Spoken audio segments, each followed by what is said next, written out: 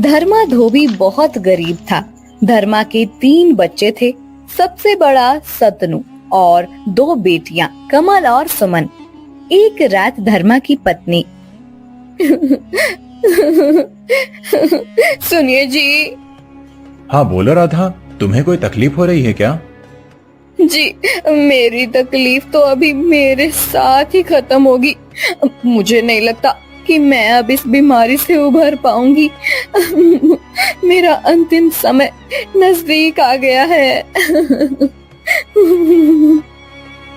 ये क्या बोल रही हो? तुम्हें कुछ नहीं होगा। मैं तुम्हें बड़े से बड़े वैद्य के पास ले जाऊंगा। मैंने सुना है कि उत्तर दिशा में एक बड़े ही ज्ञानी वैद्य रहते हैं। उन्होंने आज तक कई रोगों का इलाज किया है। वो तुम्हें भी ठीक कर देंगे। आप सच कह रहे हैं? लेकिन इतनी दूर जाने के लिए और उन वैद्य जी से इलाज करवाने की हमारी हैसियत नहीं है। कहाँ से लाएंगे इतने पैसे मेरे इलाज के लिए? आपने पहले ही ये घर भी गिरवी रखा है। अब कुछ नहीं होगा। मैं जान चुकी हूँ कि मैं कुछ ही दिनों की मेहमान हूँ। मैं आपसे सिर्फ इतना कहना चाहती हूँ, मेरे जाने के बाद आप हमारे 3 बच्चों का अच्छे से ख्याल रखिएगा। उन्हें मेरी कमी महसूस मत होने दीजिएगा। धर्मा राधा की बात सुनकर बहुत दुखी हो गया। कुछ दिनों के बाद राधा का देहांत हो गया। अब घर के साथ 3 बच्चों की जिम्मेदारी धर्मा पर आ गई थी। एक दिन, भद्रा, अब इतनी सी कमाई में गुजारा करना मुश्किल हो रहा है। राधा के इलाज के लिए पहले ही इतना कर्जा लिया हुआ है और घर भी गिरवी रखा है। समझ नहीं आता कि आमदनी बढ़ाने के लिए क्या करूं। कल ही पता चला है कि राजमहल में राज्य वस्त्र धोने के लिए एक धोबी की जरूरत है। तुम मंत्री जी को जाकर मिलो, शायद वो तुम्हारा काम कर दें। अगले दिन धर्मा मंत्री को जाकर मिलता है। मंत्री जी, मैंने सुना है कि महल के वस्त्र धोने के लिए एक धोबी की जरूरत है। हाँ, जरूरत तो है, लेकिन हमें ऐसा धोबी चाहिए जो विश्वास पात्र हो। राजमहल के वस्त्र कितने ऊंचे होते हैं, ये तो तुम्हें पता होगा। एक भी वस्त्र इधर उधर नहीं होना चाहिए। जी मालिक, मैं आपको विश्वास दिलाता हूँ कि मैं पूरी ईमानदारी से अपना काम करूँगा। आपको शिकायत का एक भी मौका नहीं दूंगा। अगर कोई ऊंच नीच हो गई तो तुम्हें सीधा महाराज के सामने हाजिर करूंगा, ये याद रखना। ऐसी नौबत नहीं आएगी मंत्री जी। आपके यहाँ जो नाथा काका सालों से काम कर रहे हैं, उन्होंने ही मुझे काम सिखाया है। मैं उनसे पूछकर ही सब काम करूंगा। ठीक है, कल से आकर वस्त्र ले जाना। अगले दिन से धर्मा राजमहल का वस्त्र धोने का काम करने लगा। एक दिन धर्मा के घर एक योगी बाबा आए। वत्स, भूखा हूँ, कुछ खाना खिलाओ। आइए बाबा, यहाँ बैठिए, मैं अभी आपके लिए कुछ खाने को लाता हूँ। धर्मा योगी बाबा को बिठाकर भीतर चला गया।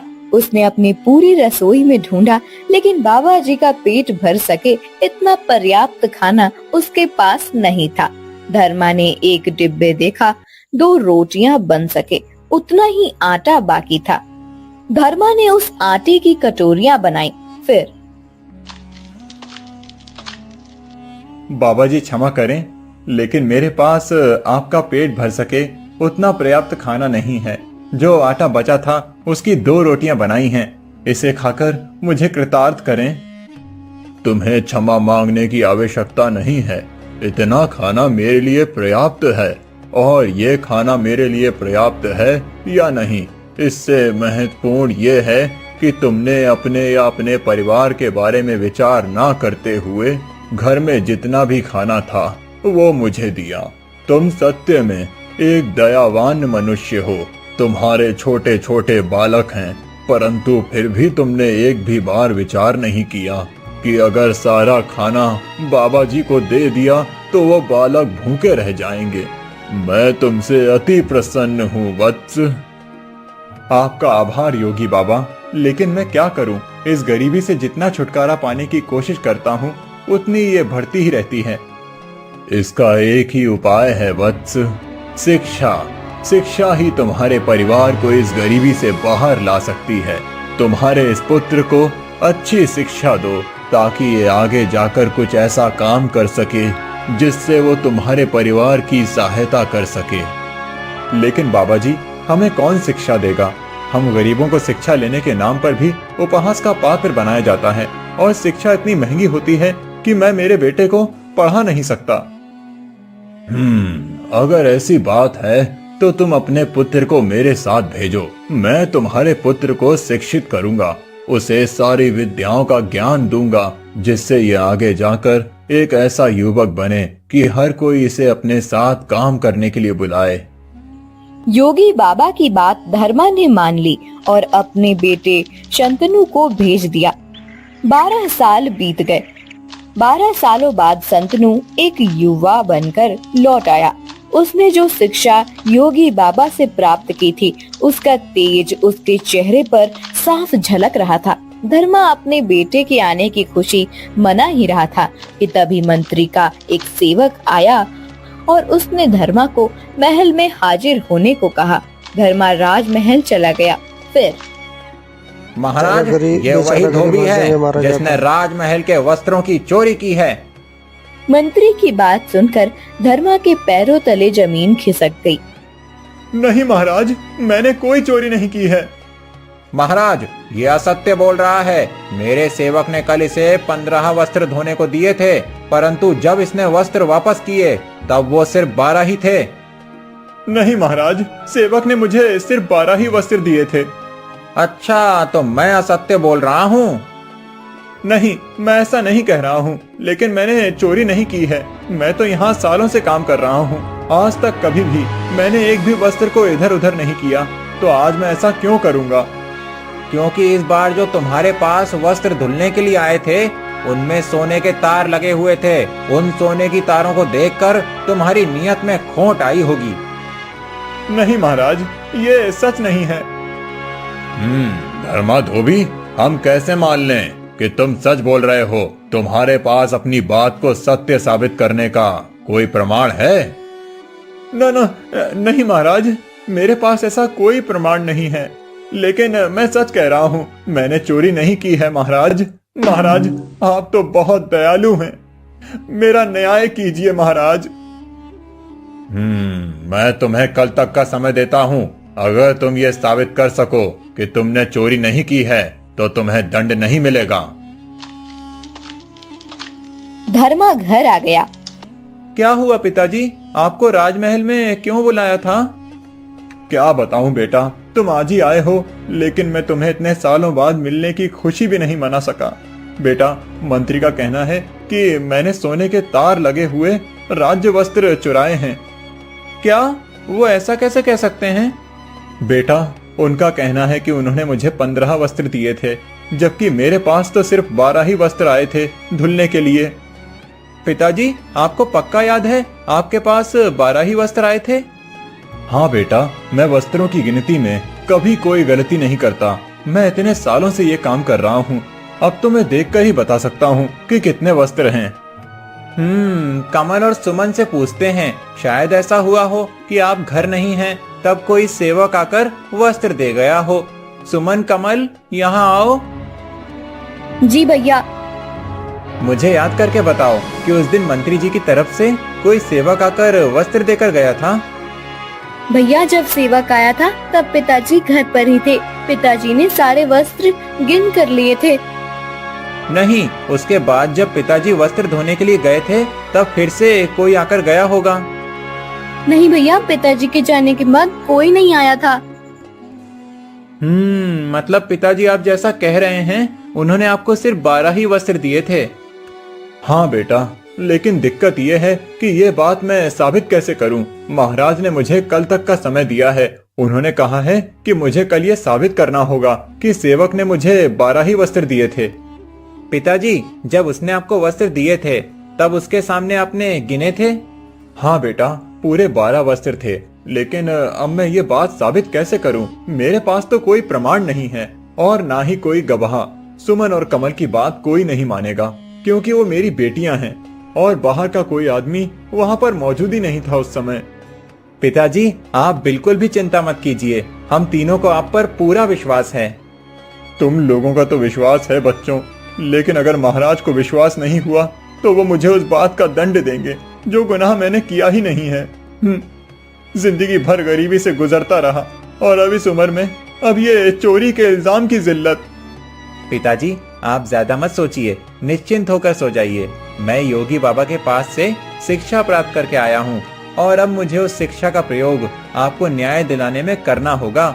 कल ही मैं आपके साथ राजमहल में चलता हूँ, फिर देखना क्या होता है। अगले दिन धर्मा के साथ संतनु राज दरबार में पहुंचता है। दरबार में महाराज के साथ मंत्री और बाकी सब मौजूद होते हैं। धर्मा, कल मैंने तुम्हें कहा था कि अपनी बेगुनाही का प्रमाण लेकर आना। तुम ऐसा कोई प्रमाण लाए हो? महाराज की जय हो। महाराज, मैं धर्मा धोबी का बेटा शांतनु हूँ। मैं प्रमाणित करूँगा कि मेरे पिताजी बेगुनाह हैं और उन्होंने चोरी नहीं की है। अच्छा, ऐसा कौन सा प्रमाण है तुम्हारे पास? महाराज, मुझे मंत्री जी से बात करनी है। मंत्री जी आपसे कह रहे हैं कि आपके सेवक ने पिताजी को 15 वस्त्र दिए थे, लेकिन पिताजी कह रहे हैं कि उन्हें सिर्फ 12 ही वस्त्र मिले। तो आपके सेवक के पास कोई प्रमाण है कि वो सच बोल रहा है? युवान, तुम्हारा इतना दुस्साहस कि तुम राज्य के मंत्री के सेवक पर संदेह करो। हम सभी सेवकों को जांच परख कर ही काम सौंपते हैं। मेरा सेवक कभी असत्य नहीं कह सकता। तुम्हारे पास कोई प्रमाण या साक्षी हो तो बताना। हाँ, मेरे पास एक साक्षी है। लेकिन मंत्री जी, जब मैंने धोबी को वस्त्र दिए तब वहाँ उनकी बेटियों के सिवा और कोई नहीं था। था सेवक, सिर्फ तुम इस बात को नहीं देख पाए। महाराज, हमारे घर के बाहर एक पेड़ है, वो इस बात का साक्षी है कि मेरे पिताजी सच बोल रहे हैं। क्या? एक पेड़? लगता है तुम्हारी मति भ्रष्ट हो गई है युवान। एक पेड़ किसी बात का साक्षी कैसे हो सकता है? पेड़ क्या यहाँ आकर सच बताएगा? नहीं, पेड़ यहाँ नहीं आ सकता, इस बात को मैं मानता हूँ। लेकिन अगर हम पेड़ के पास चले जाएं, तो वो पेड़ सब कुछ सच बता देगा। ये कैसे संभव है? कोई पेड़ बोल कैसे सकता है?